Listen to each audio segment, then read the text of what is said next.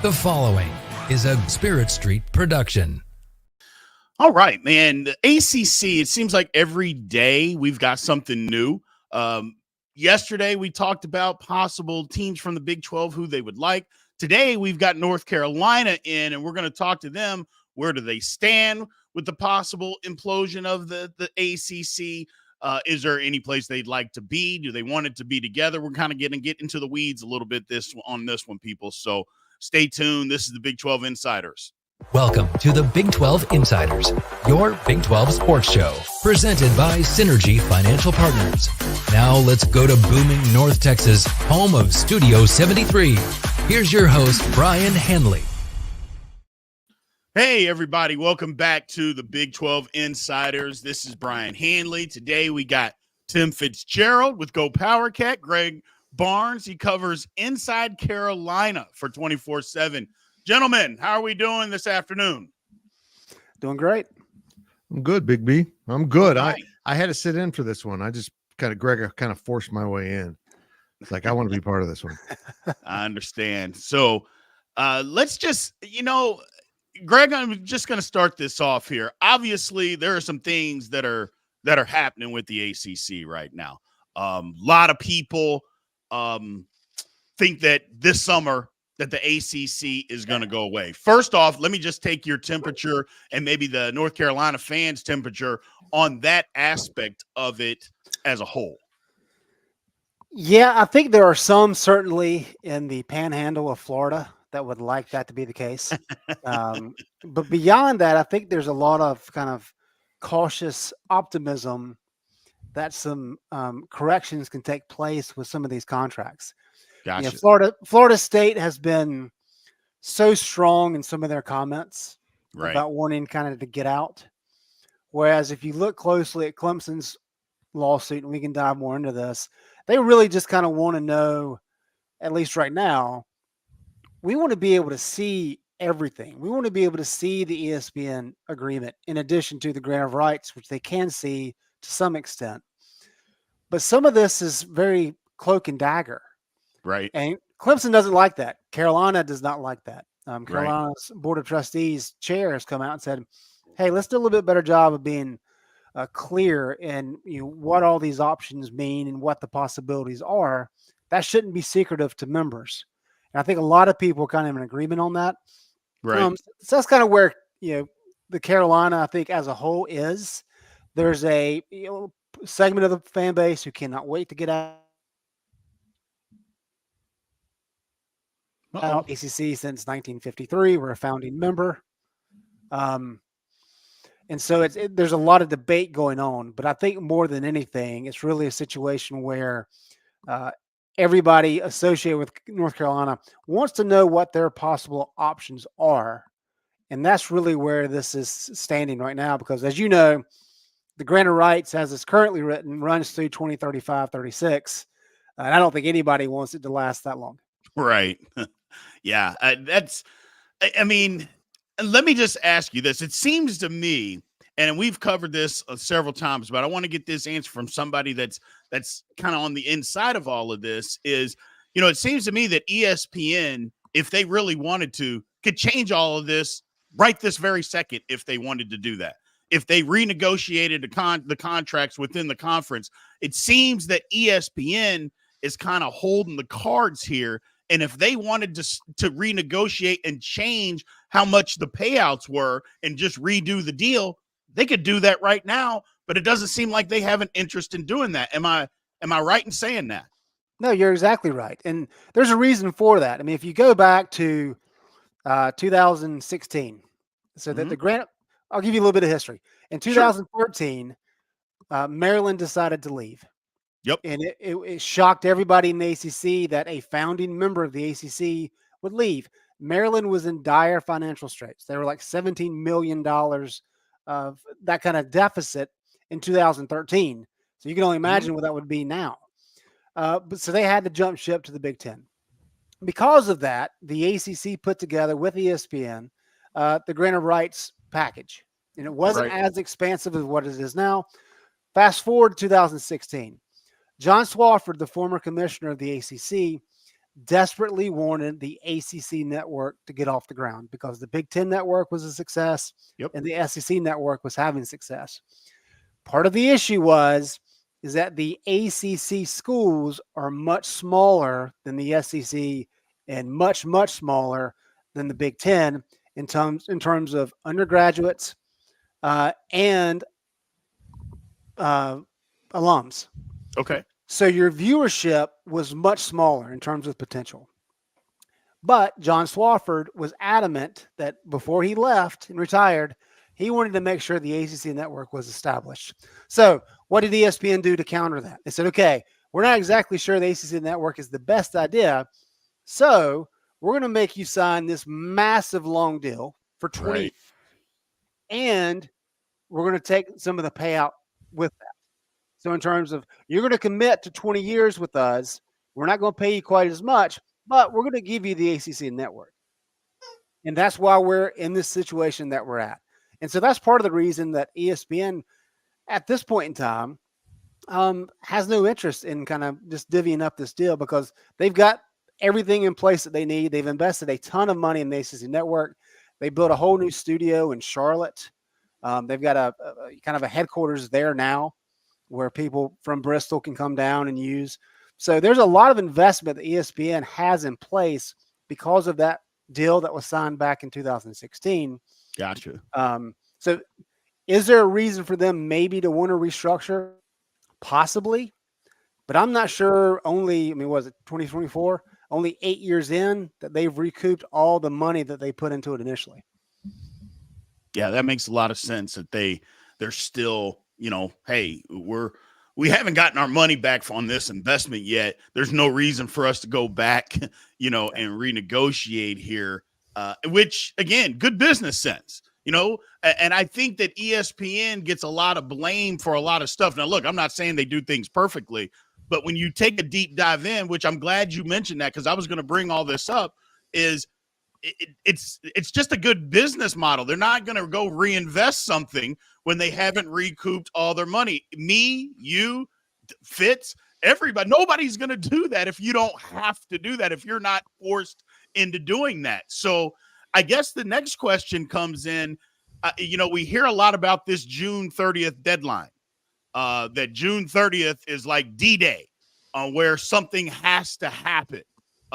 Either that the ACC has to settle, with Clemson and Florida State. And if they do settle, then that triggers a composite clause that basically says ESPN can get out of everything by August 21st. Is there any truth to that rumor out there?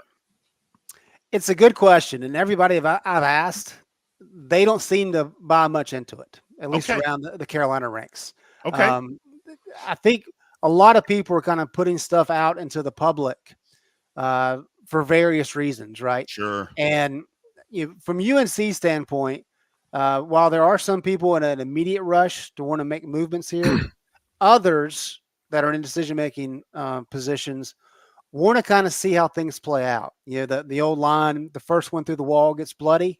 Mm-hmm. Well, Carolina doesn't have any interest in being the first one through the wall to get bloody. Florida State seems to be the one pushing the buttons there. Absolutely. But in terms of that date, if you look at what happened this past week in the FSU lawsuit against the ACC, the judge said, all right, I want you two groups to go to mediation.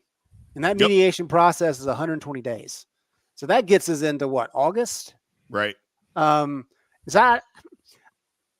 kind of heard similar lines last year of like, hey, by the end of September, something's going to happen, and nothing happened. So could it happen? Yes. I haven't talked to anybody who really thinks that that's a D-Day, as you said. And I think it's just another date that people are putting out there to kind of build the interest and to build pressure when maybe it's not warranted. Greg, is FSU seen as the troubled stepchild right now in the ACC, or are people like, we want to sit back and see if this works? Yeah, I think the way that Florida State has handled this is not earned them any favor. Yeah. Just because they've been so brash about it. I mean, and it's one of those things, are they saying anything that's inaccurate or that others aren't thinking? Well, no. But there's different ways to go about it. And Clemson, I thought, handled it probably the way Florida State should have with their lawsuit. And their lawsuit's like, hey, we're not trying to get out. We would like to know what our options are, though, and we would like for there to be more clarity. And that's exactly what that lawsuit said. And Carolina's kind of in the same boat. And so from Carolina's perspective, it's really a matter of, well, let's see what happens with the Clemson lawsuit, because we would like to know those same details as well. And, you know, Florida State seems to be adamant that they want to get out. Right. Well, that's fine. I mean, you can state that, but you're really putting yourself in a bind when you're sitting down with the other conference members trying to hammer out deals, because everybody knows that your cards are already on the table. Correct. And that makes it a challenge, because look, the ACC now has, well, as of August 1st, is going to have 18 schools, which is a lot. Correct. And that was one of the issues back in September. On September 1, I guess it was a 12-3 vote. And the three schools that voted against expansion was Carolina, Florida State, and Clemson. It had been 11-4. NC State at the last minute changed their opinion on it, and they voted for it. What that does, when you bring in three more schools, it further dilutes the voting power of FSU, Clemson, and Carolina. And we have yet to see how that's going to factor in. But I think over the next couple of months, we may see some movement on that. Interesting. Well, here's the thing for me on that point. It's kind of what you said. Florida State is kind of put themselves out there. We want out. I guess the question is, they want to get out because, and we talked a little bit about this yesterday, no matter what happens with the grant of rights, they still have to pay that $120 million exit fee. That is something that they're going to have to pay no matter what. They're trying to get out of paying anything else on top of that, and just to be able to get out of that. And, you know, from the people that I've spoken to and kind of dug in on this a little bit, it doesn't necessarily seem that everybody that they're going to win that. That people don't believe that they're going to be able to win that. Now, whether they can, I mean, we can talk about what lawyers can do behind closed doors all we want, and we could be here till the end of time doing that. But at the same time, I'm not sure, like I said, that they're going to be able to just wiggle their way out of this thing and just put up a fight. I think they're hoping for other people to join them. That's kind of what I think. I think on the outside, Florida State's like, hey, we jumped in. Oh, North Carolina, why don't you come with us? Come on, Clemson. No, I know you filed a lawsuit, but it's really not the same thing. Come with us. This is the right thing to do. Is that kind of the way people are looking at it in Carolina? Yeah, for sure. I think that's certainly a part of it. And just to give you some more numbers, I spoke with former UNC Chancellor Kevin Guskowitz back at the end of December. So this is right after Florida State had filed their lawsuit. Florida State at the time had said that the exit fee, as you mentioned, is like $130 million-ish. But the total exit fee, when you factor in the actual media rights, right? FSU said it was going to be $572 million. And Guskowitz said that was pretty much what his numbers said as well. So we're talking about more than $500 million is what it would cost that you're trying to recoup going to another conference. So the Clemson lawsuit also raised concerns about the hefty price tag of that exit fee, kind of to your point. But there's no doubt about it that FSU is thinking that if they have success and get some movement kind of going in their direction, and you can have a few more programs jump in, well, now all of a sudden you've got a chance, because when the Magnificent Seven came out, and this is when this all kind of started, January of last year, is you had 7 schools in the ACC, including Clemson, Carolina, and FSU, who got together to say, okay, what do we really know about this grant of rights? And that was a big news detail at the spring ACC meetings down in Amelia Island. And that's kind of big because this is how weird this whole situation is. Nobody really knows anything about how the cancellation fees work. Nobody really knows what it's going to take to get out. And so there was some conversation that, okay, well, maybe if we can get 8 teams and you have a majority out of the 15 that are members, well, maybe that's enough by majority rule to break up the contract. I don't know that anybody has confirmed that's the case. And I'm talking about like admin level people. Oh, wow. So it's a wild thing. They never got to 8 anyway.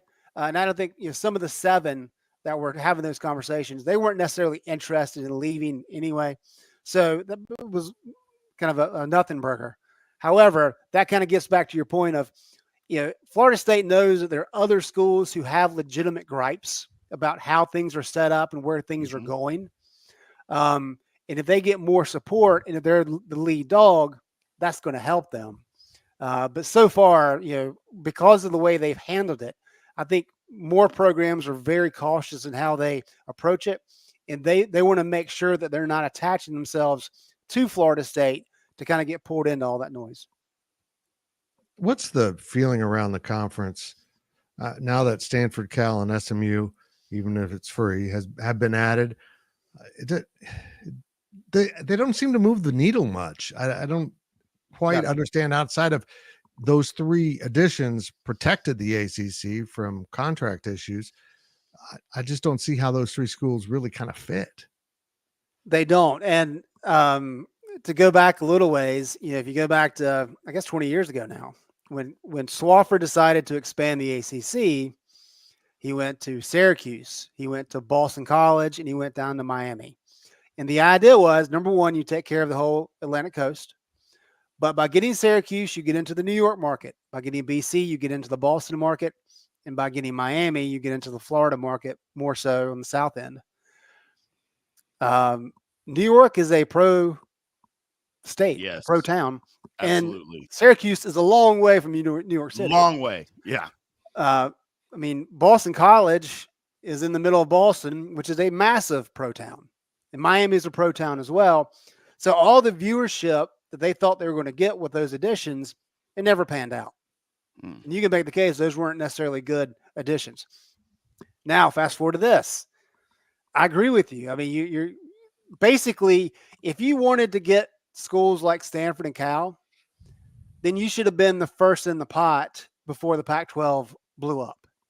Correct. But they weren't. They were basically picking between Stanford and Cal and I guess Oregon State and Washington State. And then SMU is really just to be able to get a spot in Texas, and SMU comes with a lot of money value as well. So now that kind of to that point, now that schools have started to kind of look at what the ACC has in mind in terms of scheduling, because what they're planning to do is to have a lot of these Olympic sport events in Texas, in and around Dallas, where SMU is, to try to mitigate travel costs coming from the West Coast and the East Coast. And now that schools are starting to look into those costs, they're saying, "Oh, wait a minute, where's the cost savings here?" Right. And it's probably going to cost more than what anybody thought it was going to cost. And so, yeah, you get a Learfield Directors Cup leader every year in Stanford. You get a school in Cal who's bankrupt in the athletic department. And then you get SMU, whose glory days were back in the 80s with Eric Dickerson. So here we are. Yeah. Yeah. I was always wondering about what the reason. I don't think the ACC even needed to expand unless it was just undercover for themselves to try to protect themselves if people left, but it just didn't make a whole lot of sense. We're going to take a quick break here. We'll be back on the other side of this quick break, talk a little bit more ACC and UNC once we hear a word from our sponsor, Synergy Financial Partners. At Synergy Financial Partners, the mission is to change the way Americans plan for their financial future. Synergy doesn't just offer you a financial plan. At Synergy, the goal is to help you find your best financial future. Learn more at synergyfinancial.com.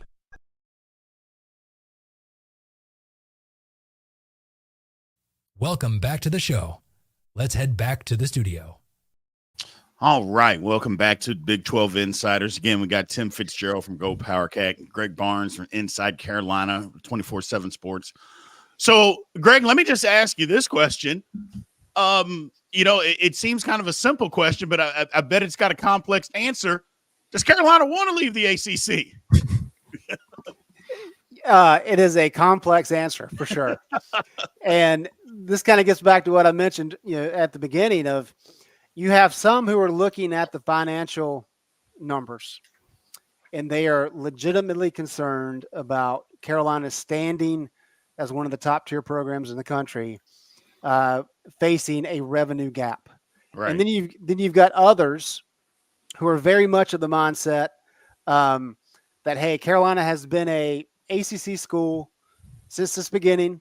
Sedgeville Country Club in 1953. Everybody around these parts have heard those stories. And it's really kind of a conversation because, I mean, everybody points to Maryland, and people that know the Maryland situation. They had all these long traditions with ACC schools. They had good rivalries, and all that's pretty much gone now because they made the move. They chased the money to the Big Ten. However, Maryland is in a much better financial spot right now than North Carolina is in terms of kind of where projections are moving forward. And those budget issues I mentioned earlier for Maryland, they have largely been resolved. Now, they've got some more that they're dealing with now, but it's more about the expense side of things instead of the revenue side. But let me give you some numbers. These are kind of the latest numbers that I've seen about what projections are. And this is where the concern comes from. Bubba Cunningham, UNC's athletic director, has said recently that you don't have to make the most money. You don't have to bring in the most revenue to have success. I mean, if you go back to 2010, even then North Carolina trailed, or the ACC trailed the SEC and the Big Ten by roughly $10 million a year in per school payout. Well, the ACC has done pretty well both in football and men's basketball since that time period. However, when we start looking forward, let's say by 2029, these are what the projections are. The ACC currently is about $38 million a year in terms of payout per school. It's going to jump to $62 million. That's really good. Yeah. However, the SEC, which currently is about paying out about $20 million more in revenue per school than the ACC, that's going to jump up to $118 million projection wise by 2029. The Big Ten is going to be at 105. So we're talking about the SEC paying out almost double what the ACC is going to be paying out. And so a lot of the conversation is, yes, Bubba's right that you don't have to make the most money to have success. But if we're talking a $10 million gap versus a $55 million gap, that's quite different. And the conversation I had with Kevin Guskowitz, the former UNC chancellor, he said the numbers he had looked at about potential revenue gaps by the end of the decade was a little bit smaller, but still in the $35 to $45 million range. That's a lot of money. Too much. It is. That's too much. And so that's the conversation that's taking place in Chapel Hill.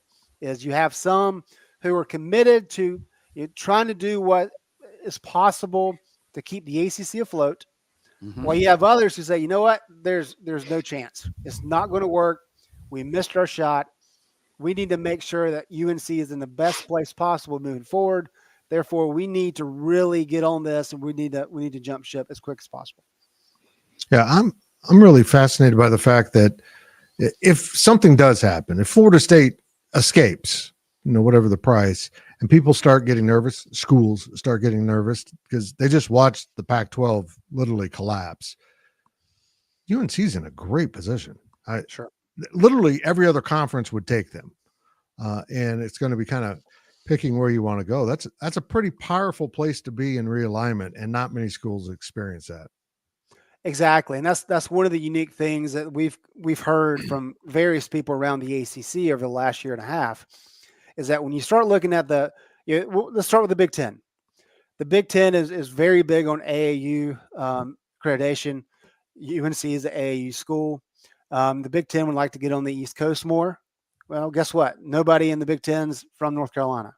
Right. So North Carolina is a massively growing state, especially in the triangle where the Chapel Hill is. So you've got some real key connections there. The Big Ten has 28 sports that they offer. Now, one is hockey, which the ACC doesn't, but UNC has 28 sports that they play. They don't play hockey. So that's a fit Olympic sports-wise too. So there's a lot of benefit there. Virginia is the other school of, they're an AAU program. They're in Virginia. Charlottesville is only a couple hours away from DC. So that's another school along with UNC that's very favorable in terms of what the SEC and the Big Ten want. And then you start talking about the SEC. Well, Florida State is barking quite a lot. The SEC has Gainesville, right, where Florida is, which is not far from Tallahassee. No. And you also have Georgia in Athens, which is not very far from Tallahassee. No. And then Columbia is just right up the road. So what would the SEC gain with Florida State coming to town more so than maybe a North Carolina or a Virginia? And that's really the question, is when you start looking at location and then some of these other attributes, Jordan Brand and all those associations with Carolina, there's just a lot. So I agree with you. I think Virginia and Carolina, probably more so than anybody else, although I would say Clemson's right there with them, are probably the most favorable of the schools. So even though everything is getting haywire, pretty much everybody in Chapel Hill agrees with you that Carolina's in a very good spot. However, if they are unable to figure out a way, and this is talking about Florida State and Clemson, to get out of the ACC and to break that grant of rights, well, that's going to be a problem moving forward, because you don't want to be in a situation where everybody else wants you, but you can't get out of your current deal. Yeah. Yeah. Follow up to that. There's been talk that if things come apart, Carolina and NC State are tied together. Is that it seems like that's something that the state legislature might want, but once it actually happens, it's not going to be working that way. Right. And so it's interesting. So the way that the University of North Carolina system is set up, you've got, I think, 13 schools, 16 schools, whatever it is. But you have a board of governors that oversees all of it. And then you also have a board of trustees for each of the schools.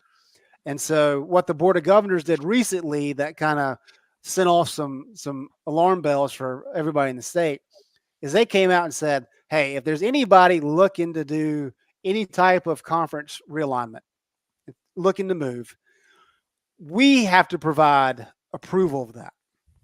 Because recently, App State moved conferences, UNC Charlotte moved conferences.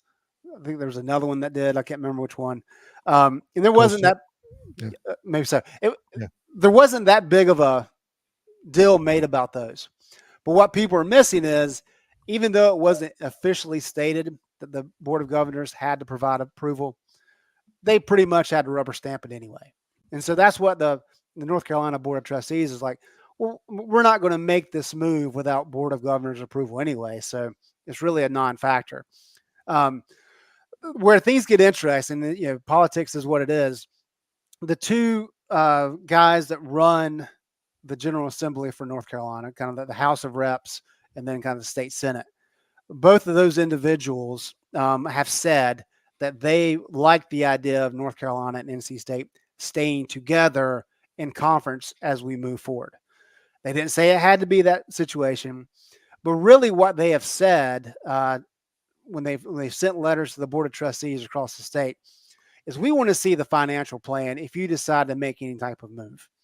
And kind of where Carolina is kind of behind the scenes, they're saying, when you look at the financial numbers of not only what the TV deal would be, the media rights, but when you start looking at projections of what happens when Alabama comes to town for the very first time and their fan base, and Georgia and Florida and all these different schools, or Michigan or Ohio State, the numbers for the visitors type stuff is going to be massive.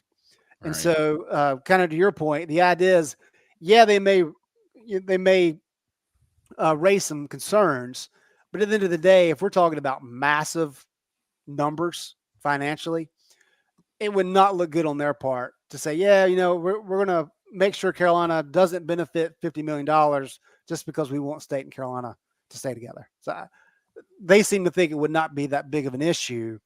But we'll have to see how that plays out. There's also conversation that, Carolina's potentially in a situation, if the SEC or the Big Ten decide that they want to expand even further, then having Carolina and NC State together is a pretty good package. If you remember back when the ACC expanded to add Virginia Tech, that was a big issue in the Virginia State houses as well. And that's one of the reasons that Virginia Tech came in, and Virginia Tech's been a pretty natural fit for the ACC. Right. Yeah. I'd heard that Virginia Tech actually now that they're in the ACC, that Virginia Tech and Virginia are tied together. And again, it's like, yeah, school, I could see the fit for Virginia. I'm not sure about the fit for Virginia Tech and them going with them. I'm not sure the Big Ten or the SEC is going to say, hey, you know what? We want you, Virginia, but if you're tied to Virginia Tech, I'm sorry, that's just not going to work out for us. So, and it's nothing against Virginia Tech. It's just, right. It's the way things are. They work these days. So, well, man, I want to thank you, Greg, for giving us the time today, man. I know that you're swamped. It's an extremely busy time of the year. I mean, transfer portals, basketball, football, baseball going on, just everything going on all at once. I mean, we thought December was crazy. To me personally, I think April is even worse. But so thanks, man, for taking the time to speak with us. We will bring you back anytime that you have available. We would love to have you back on the show anytime, man. Thank you. Well, thanks, guys. I appreciate it. No problem. We're going to take one final word here, and then we will wrap this thing up. Again, one word from our sponsor, Synergy Financial Partners. At Synergy Financial Partners, the vision is to build the world's largest consumer financial education and empowerment company. Synergy doesn't just offer you a financial plan. At Synergy, the goal is to help you find your best financial future. Learn more at synergyfinancial.com. Welcome back to the show. Let's head back to the studio. All right. Welcome back to Big 12 Insiders. Fitz, wrapping this up. Yeah. I mean, we thought the same thing about North Carolina all along. They're in a great position. I love the clarity that Greg brought, telling everybody who needed to hear or wanted to hear, hey, it's Florida State is out there. They're by themselves. The rest of the conference, we don't really like what's going on, but it's more of, you know what, you go ahead and you go out there and figure it out. But we're not going to step out there on that ledge with you. Matter of fact, we're not even going to look out there, because if they see us, and this thing goes bad, we don't want them to think that we're any part of this. So you go ahead and go out there. We'll shut the blinds behind you. But, oh, by the way, if you do, we'll be more than happy to come right back out there. Is that kind of the way you feel what's going on in the ACC? Exactly. I think there's about half that conference. It's like, we're going to stay right here. And as soon as the grant of rights or whatever gets cracked and someone escapes, I could almost see it being a Pac-12 situation where everyone starts to flee. Or maybe it'd be like when Colorado finally went and everyone went, we're not sure. Right. Look, I had a buddy tell me in college, you'll never get a date with the pretty girls if you never ask them out. So right here on this show, I'm going to say, North Carolina, you're more than welcome in the Big 12. Absolutely. We have Absolutely. No we take them in a heartbeat. 100%. We had no shot in that equation unless, Brett Yormark pitches a North Carolina State, and Duke all come together thing. Maybe that brings it together, but I don't see any way. I think at the end of the day, Virginia Tech and North Carolina State have a pretty good chance of being in the Big 12 without their in-state rival. Yeah, no, it's unfortunate, but it is what it is. Having said that, you may be right. What if Brett Yormark signs a gigantic basketball deal for a gigantic Big 12 basketball channel? Maybe that's appealing. Who knows? Who knows, man? So, well, thank everybody, man, for again joining, subscribing, liking, commenting. Remember, number one, remember to do all that. But we appreciate you guys supporting us. We keep growing. It's been fun. We're continuously moving things forward. I don't know about next week. I don't know what we're going to do next week, Fitz. I thought this was a good ACC week, but we'll figure it out. We'll get something going next week. I'm confident something will collapse during the weekend. Absolutely. It's always moving. Something's happening. Always moving. We appreciate everybody. Thank you, guys. We'll see you next week. Everybody have a great weekend. This has been a Spirit Street production. Please support this show by subscribing to this YouTube channel or follow us on your favorite podcast platform.